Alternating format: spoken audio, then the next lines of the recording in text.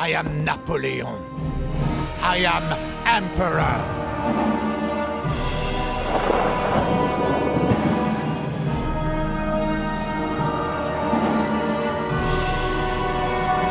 Burn it!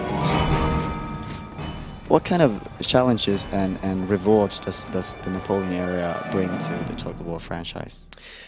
Probably the biggest challenge is how you tell an individual story in a game like Total War. So in a game that's traditionally completely sandboxed, where a player chooses a kind of a nation with no identity other than its flag, you know, and takes it out into the world.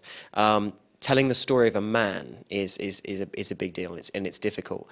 The reward, however, is the sheer sense of achievement you get from you know, interweaving a story into a game like Total War.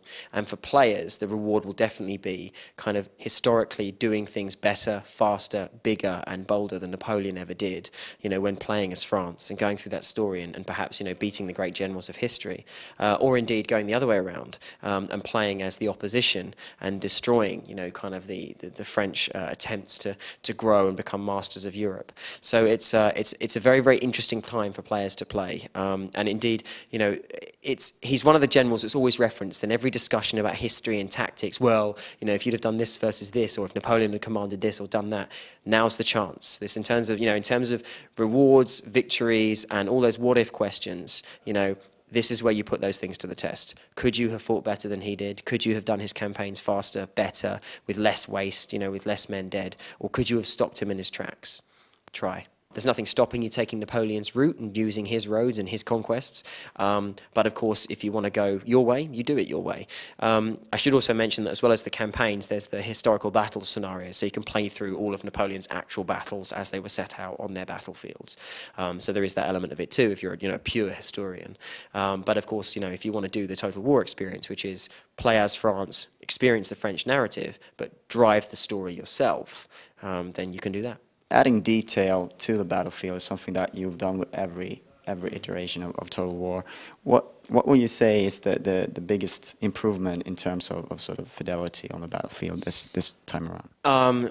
Well, I mean, basics, to be shallow about it, the biggest improvement is visual. I mean, even with a game, you know, as accomplished as Napoleon's predecessor, Empire, you know, which looked great on high-end systems and stuff and looks cool, Napoleon visually stands apart. I mean, it's the level of detail we're able to get now on individual units, you know, like the guy's kind of trousers, buckles, belts, shoulders, rifles, that kind of fidelity we just haven't been able to achieve before.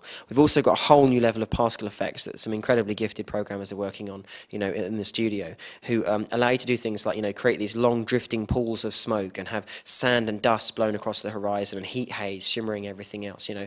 All of those things are small touches, but when you put them together, you get a much more realistic landscape. You know, you've got this kind of riflemen lining up to shoot volleys of rifle at each other, and there's drifting smoke going across, and you send horses in, and all this dust is kicked up behind them, you know, as they race down, and the sun's baking all of this heat off the surface, and it comes alive in a kind of the chaos and the real sense of grandeur, you know, of epic slaughter that was the Napoleonic period. There's a number of interesting kind of differences that we've put into the Napoleonic era. I mean, Napoleon changed the face of warfare. It was very much, I know I hark back to Rome every now and again, but it's a bit like the Marius reforms in Rome, where essentially Napoleon kind of created a drilled army that relied on certain sets of tactics and disciplines, you know, and certain new technologies, which really changed the face, you know, of warfare in the late 18th and, you know, and early 19th centuries.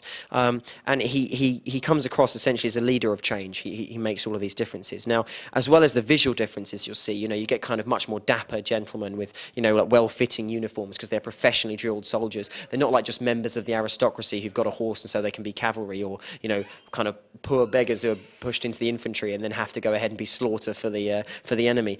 These are professional cadres of drilled soldiers who professionally are paid for their work, you know, and join up and are damn good as a result of it. The uniforms reflect that. It gives them pride in their appearance, and that pride in their appearance sounds small, but it's a big deal because it means that all the uniforms and everything else have to be different. Everybody has to look the way they look, you know, in terms of their individual appearance.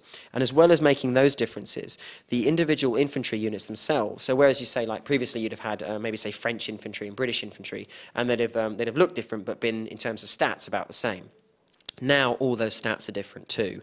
So so French infantry is not the equal of British infantry. In some situations they'll be better, in some situations they'll be worse. Same thing with Russians, Austrians, Prussians. The way in which you use the forces is very important this time around because they're no longer equal statistically. Some are faster reloading, longer range, you know, and I'm talking about the same unit. So say like, you know, certain line infantry versus certain other line infantry. They'll be outranged or they'll be out reloaded. You know, there's a lot of ways in which to play the game now because those stats are now different.